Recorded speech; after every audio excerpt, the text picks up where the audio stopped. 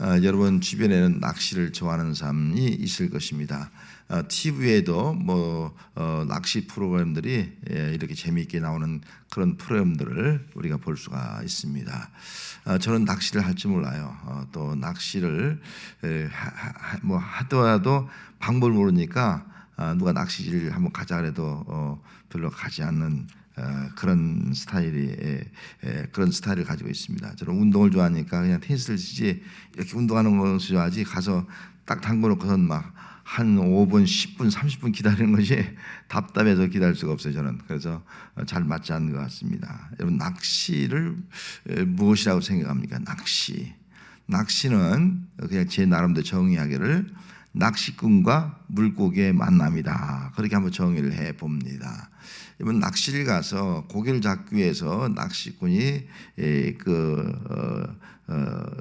바늘에다가 이제 미끼를 넣고서 던져 놓습니다. 그리고 기다리는 거예요. 언제 물 것인가. 입질마다 가는 경우가 있고 한참 기다다가 입질을 하고 그러면은 딱 낚아챕니다. 그래서 끌어올리지 않습니까? 그럼 파닥파닥거리면서 막 끌어올려요. 큰 거 잡으면은 막 줄을 끊고 도망가는 경우도 있지 않습니까? 자, 끌어올리면은 이제는 그 물고기하고 또 이 어부하고의 그 낚시꾼하고의 만남이 시작되는 겁니다. 딱 만나는 거예요. 자, 물고기와 어부의 그 낚시꾼과의 만남. 낚시꾼에게는 뭐예요? 행복이지만 물고기는 뭐예요? 불행이다. 그렇게 정의를 해볼 수가 있습니다. 이것은 우리 사랑과의 만남을 비유로 한번 말씀을 드린 겁니다. 여러분 사랑과 사랑과의 만남, 부부간의 만남, 이웃과의 만남, 여러 가지 만남이 있는데 그 만남의 결과가 어떻게 될 수 있느냐 하는 거죠. 똑같은 만남이지만 한 사람은 행복할 수 있고 한 사람은 불행할 수가 있는 것이죠. 부부간에 만났어도 남편은 행복하지만 아내는 불행할 수도 있고 반대로 또 그 만남 중에서 아내는 행복하지만 남편은 행복하지 못할 수가 있다 하는 겁니다. 또 성도들 간의 만남도 마찬가지죠. 어떤 사람은 똑같이 만나는데 한 사람은 불행하고 한 사람은 행복할 수 있다. 이것이 바로 만남의 결과다 하는 겁니다. 만나서 똑같이 행복하면 얼마나 좋아요. 이제 이번 주 토요일도 이제 결혼식 하는데 두 사람이 만나서 신랑 신부가 똑같이 행복하면 또 똑같이 행복하게 평생을 살아가면 이게 얼마나 좋겠습니까? 그런데 많은 가정들이 그렇지 못한 경우가 있다 하는 겁니다. 둘 다 불행하다 말하는 사람도 있고 한 사람은 행복한데 한 사람은 행복하지 못하다 그렇게 말을 하는 사람도 있다 하는 것입니다. 사람은 만남의 존재입니다. 여러분 태어나서 죽을 때까지 수많은 사람을 만나요. 부모와의 만남, 그 부모의 만남도 행복이라고 생각하는 사람이 있지만 어떤 사람은 부모의 만남을 불행이라고 생각하는 사람이 있지 않습니까? 또 형제 간의 만남, 또 친구의 만남, 스승과의 만남, 또 각장 직장과 동료 속의 만남, 수많은 만남이 있습니다. 여러분 내가 누구를 만났고 또 그 만남의 결과가 무엇입니까? 누구를 만나는데 정말 그 결과가 행복입니까? 누구를 만나서 나는 불행하다 그렇게 생각합니까? 아니면 나는 행복한데 나 때문에 그 사람이 불행하다 그렇게 말을 하고 있는 사람은 없습니까? 우리 인생에서 가장 복된 만남은 바로 예수 그리스도의 만남인 줄 믿습니다. 예수님과의 만남은 행복인 거예요. 그리고 정말 내가 예수님과의 만남이 있다면요, 내가 예수님과 만난 사람은요 이제는 그 사람의 만남이 다 행복한 만남이 되는 거예요. 한 사람은 불행하고 한 사람은 불행한 만남이 아니라 예수 그리스도를 만나는 사람의 만남은 다 양쪽 다 행복한 만남이 된다. 이것이 바로 예수 그리스도를 통해서 이루어지는 것이다 라고 우리가 볼 수가 있습니다. 그래서 우리는 이 땅에 사는 동안 사랑과의 만남이 중요하지만 먼저 예수님과의 만남이 얼마나 중요한가. 이 만남을 통해서 내가 누구를 만났든지 남편을, 아내를, 또 친구를, 또 누구를 만났든지 그 만남이 정말 예수 안에서 행복한 만남으로 이어져가는 은혜가 함께 하시기를 바랍니다. 자, 오늘 본문에도 주어지는 환경과 상황은 조금씩 달라요. 하지만 예수를 만나고 난 다음에 신앙 고백은 동일하다. 예수님이 누군가를 아주 놀랍게 고백하고 있는 그런 모습을 볼 수가 있습니다. 먼저 예수를 만난 사람은요, 누구나 다 예수를 구주로 고백합니다. 구주로 고백합니다. 오늘 본문 36절에 보면은 예수께서 건인신을 보고 말하되 보라 하나님의 어린 양이로다. 세례 요한은 수많은 사람을 만났지 않습니까? 정치인들, 바리새인들, 제사장들 수많은 사람들이 만났어요. 회개하러 온 사람들을 수없이 만나고 책망이지 않습니까? 그 사람들 가운데서 가장 복된 만남이 바로 예수 그리스도의 만남인 것입니다. 예수님과의 이 만남, 정말 예수님은 빛으로 오셨다. 예수님은 정말 나는 주의 길을 준비한 자다. 그렇게 말씀하면서 메시아를 기다리다가 그 메시아를 만난 그 세례 요한이 얼마나 기뻤겠습니까? 그리고 세례 요한은 예수님에게 또 세례까지 베풀지 않습니까? 놀라운 그런 은혜를 경험합니다. 그리고 나서 29절 말씀에 보면 1장 29절에 가서 보면은 이튿날 요한이 예수께서 자기에게 나오심을 보고 이르시되 보라 세상 죄를 지고 가는 하나님의 어린 양이로다. 보라 세상 죄를 지고 가는 하나님의 어린 양이다. 예수를 만난 다음에 그 예수님을 증거하는데 예수님이 어떤 사람이라고요? 세상의 죄를 지고 가는 하나님의 어린 양이다. 이렇게 증언하는 거예요. 여러분, 이 증언이 무슨 뜻입니까? 한마디로 말하면 구주라는 뜻이죠. 구속주라는 뜻입니다. 그럼 먼저 여기 세상 죄를 이렇게 말씀하죠. 세상 죄. 이 세상 죄란 말은 하마르티안 말인데 이것은 단수 목적격으로 쓰였습니다. 다시 말하면 이 말은 한 사람의 개별적 한 사람 한 사람의 죄를 뜻하기보다는 전체의 세상 죄, 세상의 모든 사람의 죄를 지고 간다. 그런 의미를 가지고 있는 것입니다. 물론 거기에는 나의 죄까지도 포함되어 있습니다만 어느 한 사람의 죄가 아니라 세상의 모든 사람의 죄를 다 지고 가는 분이다라는 그런 의미로 말씀을 하고 있습니다. 그렇습니다. 예수님은 모든 인류의 죄를 지고 가는 하나님의 어린 양이다 라고 증언했습니다. 세상의 모든 죄를 질 수 있는 분은 예수님 한 밖에 없는 줄 믿습니다. 모든 사람의 죄를 누가 질 수 있겠어요? 이 땅에서 아무도 없습니다. 예수님만이 세상의 모든 죄를 담당하신 분이다, 질 수 있는 분이다 라고 말씀했습니다. 그러면 지고 가는, 이 지고 간다는 말의 뜻은 가지고 가다, 제거하다는 뜻이거든요. 그러면 우리의 온 인류의 세상의 모든 죄를 가지고 가는 분, 짊어지고 가는 분, 그리고 그 죄를 다 제거하는 분, 그런 뜻이에요. 우리의 죄를 제거할 수 있는 사람은 누구밖에 없다는 거예요? 주님밖에 없다는 거예요. 우리의 죄를 통해서 속까지 옮길 수 있는 분은 우리 예수님밖에 없다. 이것을 지금 세례 요한이 증언을 하고 있습니다. 그렇습니다. 예수님은 우리 죄뿐만 아니라 세상의 모든 죄를 다 지금 지고 가시면서 그 죄를 십자가에 죽으심으로 다 제거하시는 그런 역사를 이루기 위해서 예수님이 이 땅에 오셨다라고 말씀을 하고 있습니다. 여러분, 예수님은 그런 모습으로 우리의 모든 죄를 다 사하시고 제거해 주신 줄로 믿습니다. 그리고 또 한 가지는 하나님의 어린 양, 하나님의 어린 양. 그런데 여기 하나님의 의란 말은 속했다는 것이에요. 하나님께 속한 어린 양. 그런데 이 어린 양이라는 그 말 속에는 그냥 어린 양이 아니라 정관사가 붙었어요. 그라고 하는, 호라고 하는 그런 관사가 붙었습니다. 그 어린 양이, 그 어린 양, 유일한 어린 양이죠. 예수 한 분밖에 없는 어린 양이에요. 많은 양이 아니라 예수님 한 분밖에 없는 그 양, 어린 양, 그렇게 말씀을 하고 있는 겁니다. 그러면 예수님이 어떤 분이라는 거예요? 예수님은 세상의 모든 죄를 다 대속하시는, 다시 말하면 모든 죄를 다 제거하시는 유일하신 하나님의 어린 양, 이렇게 증거한 겁니다. 여러분, 예수를 믿습니까? 예수를 어떤 분으로 믿습니까? 구주로 믿으시길 바랍니다. 이 구주란 말은 다르게 표현하면 구속자예요. 구속자. 우리 죄를 구속할 수 있는 분, 구속자로 믿어야 할 줄로 믿습니다. 우리의 죄를 구속할 수 있는 분은 예수님 한 분밖에 없다는 거예요. 세상 그 무엇으로도 우리 죄를 살 수가 없고 우리를 죄에서 구속할 사람이 없다는 겁니다. 예수님은 자기 피를 흘려서 대신 죽으심으로 우리를 위해서 대속하시고 우리의 구속자가 된 줄로 믿습니다. 그래서 누가복음 2장 11절 말씀에도 구주가 나셨으니 온 인류가 기뻐할 구주가 나셨다. 구속주로 이 땅에 오셨다라고 말씀을 하고 있습니다. 그리고 사도행전 5장 31절에 보면은 이스라엘에게 회개함과 죄 사함을 주려고 그를 오른손으로 높이사 임금과 구주로 삼으셨다라고 증언을 했습니다. 여러분, 예수님은 이스라엘뿐만 아니라 모든 백성들에게 회개하고 죄 사함을 주시려고 온 인류의 구주가 된 줄로 믿습니다. 그래서 우리의 신앙이 구주로 믿는 신앙. 예수님은 누구냐? 구주. 나의 모든 죄를 다 사해준 구속자. 이것으로 믿는 것이 여러분들의 신앙이 되시길 바랍니다. 그럴 때 그 사람이 예수님을 통해서 죄 사함 받고 이제 구속의 은총 속에서 살아갈 수 있는 그런 진정한 행복자가 될 줄 믿습니다. 이런 죄가 우리 속에 지배하고 있는 한 우리에게 참된 행복을 누릴 수 없는 거예요. 죄 때문에.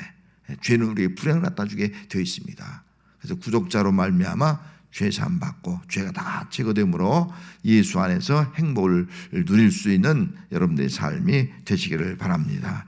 또 한 사람은 예수를 만난 사람은 예수를 그리스도라고 고백합니다. 41절 말씀에 그가 먼저 자기 형제 시몬을 찾아 말하되 우리가 메시아를 만났다 하고 메시아를 번역하면 그리스도라라고 말씀하고 있지 않습니까?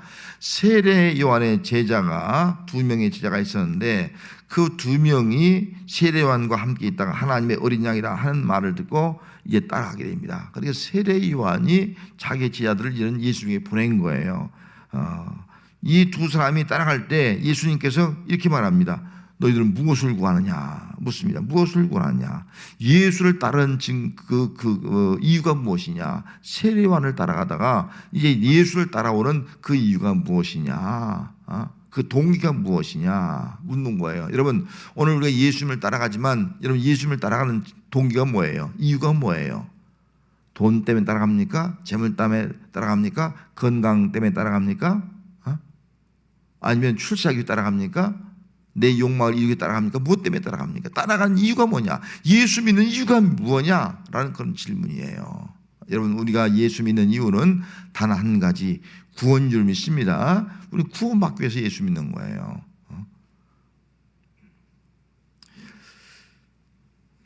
두 제자가 랍비여 어디 계시나이까? 무엇을 구하냐? 그런 질문 속에서 두 제자가 말하면 랍비여 어디 계시니까? 말이 좀 다 다르잖아요.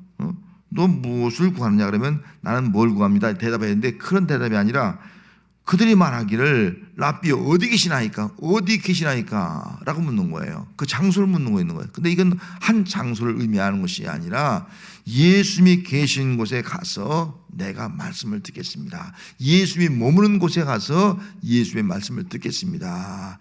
예수님의 말씀을 듣고자 하는 사모하는 마음을 가지고 지금 이렇게 말씀하고 있는 것을 볼 수가 있습니다. 여러분, 예수님은 지금은 그 어디나 계신 분이라고 믿습니다. 우리가 정말 어디 계시나이까? 이 말은 다르게 말하면 주님 말씀을 듣기를 원합니다. 주님이 어디 계시든 가서 주님의 말씀을 듣겠습니다. 이런 마음이에요. 얼마나 말씀을 사모하는 그런 모습이겠습니까? 오늘 이 시대에 정말 영적 기갈의 시대인데 우리가 더욱 말씀을 사모하는 성도가 되어야 할 줄 믿습니다. 온라인으로 예배드리고 있지만 온라인으로 예배드릴수록 우리는 더 정말 말씀을 사모하는 그런 마음 가지고 말씀을 듣는 자세가 이 시대의 우리의 신앙의 자세가 되어야 합니다. 그때 예수님께서 말씀합니다. 와서 보라. 39절에 와서 보라. 그렇게 말씀. 와서 초청의 말씀이에요. 보라 보라 앞으로 예수님을 통해서 어떤 일들이 일어날까 보라 그렇게 말씀하는 거예요. 제자들이 너희들이 추구하는 그 모든 일들이 어떻게 이루어질 것을 한번 봐라 체험하라 그런 말이에요. 그래서 기독교는요 체험해 준 교입니다. 내가 와서 체험을 해야 되는 거예요. 그러므로 그들이 가서 계신 데를 보고 예수님을 따라가서 계신 데를 보고 그날 함께 거하니 예수님과 함께 거하는 거예요. 그 시간이 11시쯤 되었더라 그렇게 말씀을 하고 있습니다. 이렇게 예수님이 계신 곳에 가서 예수님을 직접 체험하게 됩니다. 자, 예수님을 체험한 그들이 예수님을 체험하라니까 뭐라고 고백하는 거 아니? 너무나 기뻐서 이 안드레가 자기 형제 시몬을 찾아갑니다. 시몬 베드로를 찾아가는 거예요. 찾아가서 하는 말이 우리가 메시아를 만났다 그 말이에요. 메시아를 만났다. 번역하면 그리스도라. 얼마나 그 당시에는 충격적인 소식인지 몰라요. 다 모든 유대인들이 다 메시아를 기다리고 있는데 내가 메시아를 만났다.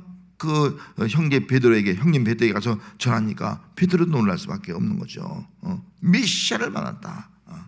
그런데 여기 우리가 메시아를 만났다 그렇게 말씀해요. 우리가 혼자 만난 것이 아니라 우리가 나하고 요한이 같이 만났다. 왜냐하면 혼자 만났다는 건 신빙성이 없잖아요.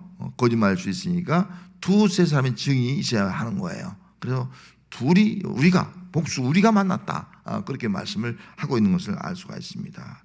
메시아를 만난 사람들은 기쁨의 소식을 누구에게 먼저 전합니까? 가장 가까운 사람들에게 먼저 전하게 되어 있다 하는 겁니다. 구원의 기쁨을 가장 가까운 사람에게 전하는 거예요. 메시아를 만났다. 내가 그리스도를 만났다. 그러면은 골로새서 2장 6절에 보면은 그러므로 너희가 그리스도 예수를 주로 받았으니 그 안에서 행하되. 그리스도를 만났으면 그리스도를 주로 받아야 돼요. 내 마음속에 나의 삶의 주인으로 받아들이는 거예요. 주인. 그리스도라는 뜻이 무엇이 여러분 잘 아는 대로 예수면 왕입니다. 예수면 재상입니다. 예수면 선지자입니다. 이 고백이 아니겠습니까? 그분이 나의 삶의 주인입니다. 이 고백을 할 때에 여러분들은 예수 안에서 참된 예배, 재상이니까 참된 예배를 드릴 수 있는 거예요. 예수 안에서 참된 하나님의 말씀을 들을 수 있는 거예요. 말씀을 하는가 교제하는 거예요. 예수님 안에서 예수님이 참된 통치, 나를 다스려서 예수님이 나의 왕이 되는 삶을 살아갈 수 있게 되는 겁니다. 그래서 주로 받는 것이 중요한 겁니다. 여러분 예수를 나의 주로 받는 성도가 되시기 바랍니다. 예수님 나의 삶의 주입니다. 이 고백을 하며 살아갈 때 그 사람이 행복자가 되는 거예요. 예수님이 나의 주인이 되면 그 사람이 행복한 사람입니다. 그런데 물질이 나의 주인이 되면요, 물질이 떠나가면 그 사람은 불행한 사람이 되는 거예요. 건강이 내 삶의 주인이 되면요, 건강이 떠나가면 불행해지는 거예요. 여러분 우리 삶의 주인은 그리스도인 줄 믿습니다. 왕이신 분, 나를 다스리는 분, 또 선자이신 분, 말씀을 주신 분, 또 제상, 나로 하여금 예배하게 하시는 그 예수님이 나의 삶의 주인이 되어서 그 주인의 뜻대로 예배자로 살고 말씀으로 살고 또 하나님 나라의 삶을 살아가는 귀한 성도가 되시기를 바랍니다. 세 번째는요, 예수님을 만난 사람은 하나님의 아들로 고백해요. 49절 말씀에 나다나엘이 대답하되 랍비여 당신은 하나님의 아들이시여 당신은 이스라엘의 임금이로소이다 이렇게 말씀했습니다. 이튿날 예수님께서 다시 갈릴리로 나가시다가 빌립을 만납니다. 이 빌립에게 나를 따르라. 이 빌립은 여기 베드로라든지 또 안드레와 같은 동네에 살고 있습니다. 나를 따르라니까 따라가는 거예요.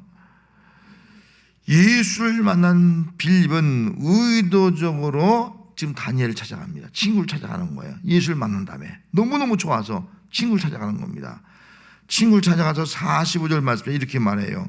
모세가 율법에 기록하였고 여러 선지자가 기록한 그 일을 우리가 만났으니 요셉의 아들 나사렛 예수니라. 좀 어렵게 얘기하고 있어요. 오히려 율법에 기록했고 모세가 율법에 기록했다. 이건 구약의 말이죠. 구약 성경을 잘 알지 못하면 이렇게 말할 수가 없는 거예요. 그러니까 이 사람들은 율법에 대한 공부를 많이 한 사람인 걸 같아요. 율법. 특별히 나다나엘은요, 율법학자예요. 율법을 많이 공부한 사람이에요. 그래서 모세의 율법에 기록했고 또 누가? 선지자가 기록해요. 선지자가. 여러분 구약 성경은 뭐예요? 율법과 선지자가 기록한 말씀이 아니겠습니까? 율법과 선지자가 기록한 말씀대로 오신 그 예수, 그를 우리가 만났다는 거예요. 그 예수님이 바로 요셉의 아들 나사렛 예수다. 요셉의 아들 나사렛 예수다. 이 말은요, 이거 참 쉽게 고백할 말이 아니에요. 요셉의 아들, 사람의 아들이죠. 어떻게 하나님의 아들이에요. 요셉의 아들. 근데 요셉의 아들이라는 말은요, 구약 성경에 율법과 선지자가 예언한 대로 오신 분이라는 거예요. 역사적인 예수라는 거예요. 그걸 증거하고 있는 거예요. 하늘에 뚝 떨어진 것이 아니라 하나님께서 율법과 선지자를 통해서 기록하고 예언한 말씀대로 메시아가 오셨다라고 전했습니다. 그 말을 들은 나다나엘은 나사렛에서 무슨 선한 것이 날 수 있겠느냐 그렇게 대답합니다. 나사렛에서 무슨 선한 것이 날 수 있겠느냐 부정적인 반응을 보이는 거예요. 왜 부정적인 반응을 보였겠어요? 말씀대로 나다나엘은 율법을 공부했다 그랬잖아요. 율법에 보면, 성경에 보면은 예수님이 어디에 태어난다 그랬어요? 미가서 5장에 보면 베들레헴에 태어난다 했잖아요. 베들레헴. 성경을 알고 있는 거예요. 아니, 예수님이 태어나면 베들레헴에 태어난다 했지 어떻게 나사렛에서 났어? 아니야. 자기의 가지고 있는 성경 상식, 성경 지식, 이것 때문에 말이죠, 예수님을 메시아에 대해서 부정적으로 받아들이는 거예요. 아니다. 부정적인 반응을 보이는 거예요. 뿐만 아니라 나사렛 천안 동네야. 거긴 어떻게 나사렛 같은 데서 메시아가 올 수가 있어? 그건 아니다. 어떤 환경, 어떤 지역, 이런 편견을 가지고 있는 것을 볼 수가 있습니다. 여러분, 오늘 우리가 복음을 받으는데 가장 장애의 요소는 뭐냐면 나의 편협한 지식이에요. 편협한 지식, 편협한 어떤 방법, 또 편협한 어떤 지역에 대한 상황에 대한 생각, 이런 것들이 방해한다는 거예요. 그래서 우리는 내 생각이 옳다, 내 생각이 맞다, 내 생각을 판단하는 것이 얼마나 위험한가 하는 것을 보여주고 있습니다. 인간의 지성과 판단으로 예수 믿는 것이 아니라는 거예요. 은혜로 믿는 거라는 거예요. 그래서 빌립이 말합니다. 그럼 와봐라. 한번 와봐라. 직접 만나봐라. 그래요. 직접 만나라는 거예요. 너의 생각하고 내 지식 가지고 말하지 말고 한번 와봐라. 그래서 데리고 옵니다. 데리고 올 때 예수님께서 나다나엘이 오는 것을 보시고 말씀하는 거예요. 47절 보라, 이는 참으로 이스라엘 사람이다. 그 속에 간사한 것이 없다. 참 이스라엘 사람이다. 간사한 것이 없다. 그렇게 말하는 거예요. 참 이스라엘 사람이라는 거예요. 정말 메시아를 대망하면서 충실히 율법을 연구한 참된 이스라엘 사람이다. 뭐 바리새인이라든지 또 사두개인이라든지 뭐 이런 형식적인 사람이 아닌 거예요. 우선적인 사람이 아닌, 정말 진실한 그리스도인이다. 진실한 그런 이스라엘 사람이다 라고 그 칭찬을 하고 있습니다. 그러면서 나다나엘에 대해서 말씀하지 않습니까? 그래, 참 사람이다. 참으로 이스라엘 사람이다. 그렇게 말하니까 나다나엘이 어떻게 절을 합니까? 묻는 거죠. 어떻게 절을 합니까? 처음 보는데 어떻게 절을 합니까? 예수님께서 말씀하여 빌립이 너를 부르기 전에 네가 무화과 나무의 아래에 있는 것을 내가 봤다. 빌립이 너를 부르기 전에 무화과 나무의 아래에 있는 것을 내가 봤다. 그렇게 말해요. 직접 봤는지 아니면 예수님 직접 보지 않고도 이미 다 영적으로 보고 있는지는 모르지만 하여튼 봤다. 무화과 아래. 그럼 무화과 나무 아래가 어떤 장소예요? 물론 구약 성경에 보면은 그 율법학자들이 말씀을 할 때 다 회당에서 가르쳤어요. 회당에서 율법을 가르쳤거든요. 그런데 항상 더우니까 거기서만 가르칠 수 없는 거예요. 그럼 야훼 수배잖아요. 야훼 수배는 무화과 나무에서 가르치는 거예요. 무화과 나무가 아주 큰 나무예요. 그런데 서늘합니다. 그래서 그 나무 아래에서 말씀을 가르치기도 하고 그 나무 아래에 앉아서 혼자 말씀을 읽고 묵상을 하기도 하고, 이것이 바로 무화과 나무예요. 그러면 무화과 나무 아래서 봤다는 말은 뭐예요? 너 나다나엘은 늘 율법을 묵상하고 구원을 기다리던 참된 믿음의 사람이구나 하는 것을 인정을 해주고 있는 거예요. 예수님이 놀라운 거예요. 야, 어떻게 예수님이 내 마음속까지 다 알까? 깜짝 놀랄 수밖에 없지 않습니까?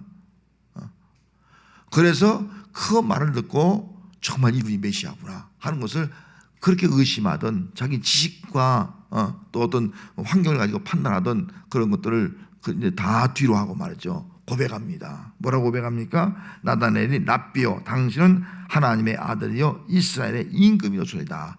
당신은 하나님의 아들입니다. 하나님의 아들입니다.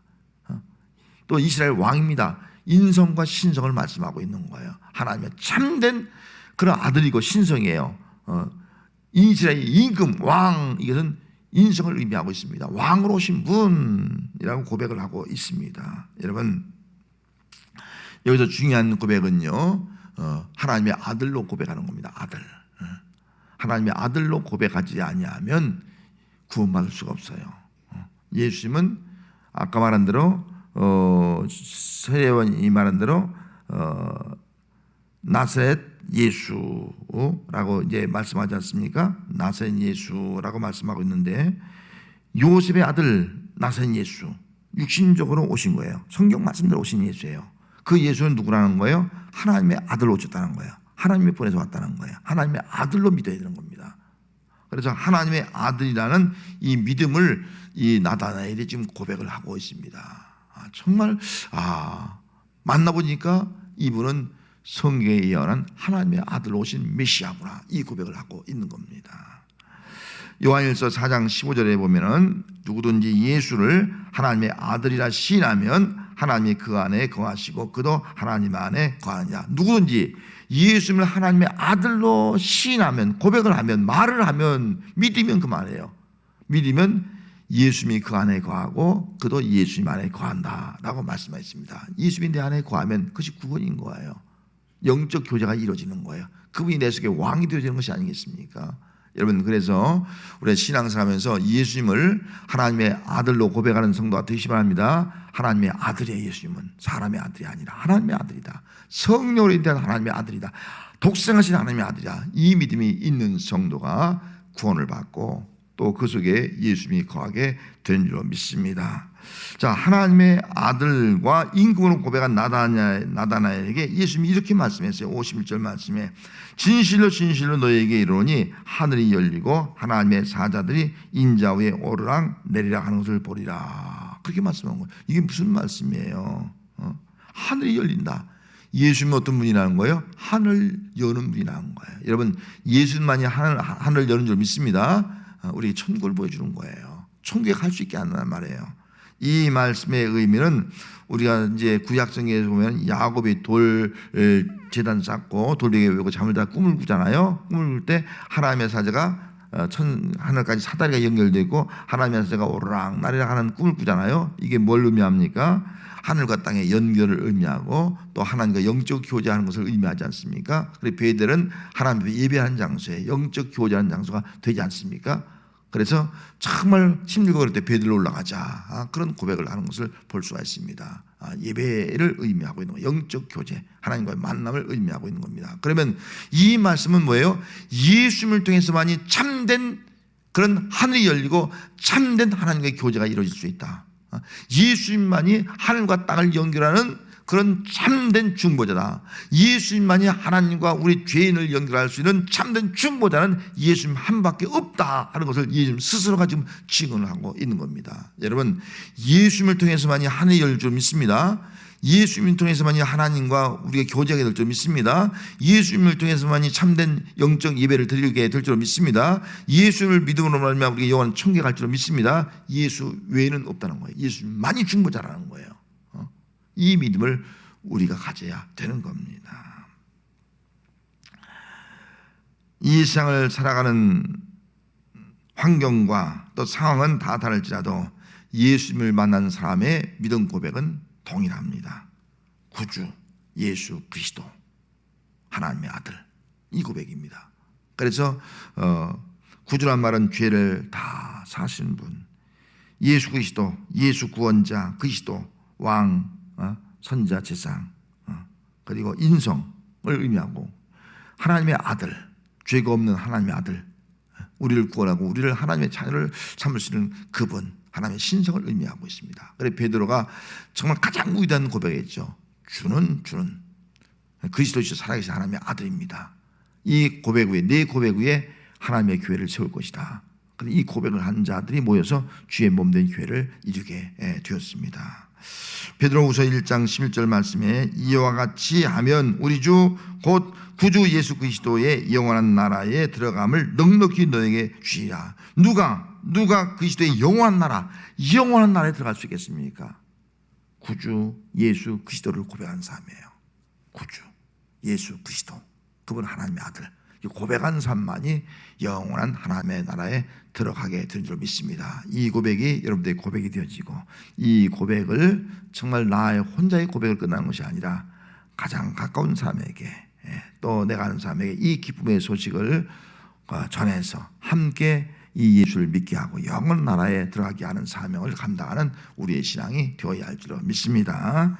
기도하겠습니다. 하나님 아버지, 이 시간도 우리가 살아가는 환경이 다르고 또 인생 길이 다르지만 또 우리의 만남이 여러 사람을 만났지만 우리의 만남이 한 사람에게는 행복이고 한 사람에게는 불행이 될 수가 있습니다. 하지만 예수를 만나면 예수 안에서 우리는 참된 행복자가 될 수가 있습니다. 아버지, 예수 안에서 우리의 만남이 다 행복한 만남이 될 수 있도록 은총 베풀어 주시옵소서. 구주 예수 그리스도를 고백할 수 있게 해주셔서 죄 사함에 행복 있게 하옵시고, 주님이 우리를 다스리시고 또 우리를 예배드리게 하시고 우리에게 말씀을 주시는 그 행복이 있게 하여 주시옵시고, 하나님의 자녀가 된 행복이 우리 삶 속에 가득하게 하여 주시옵소서. 예수님의 이름으로 기도하옵나이다. 아멘.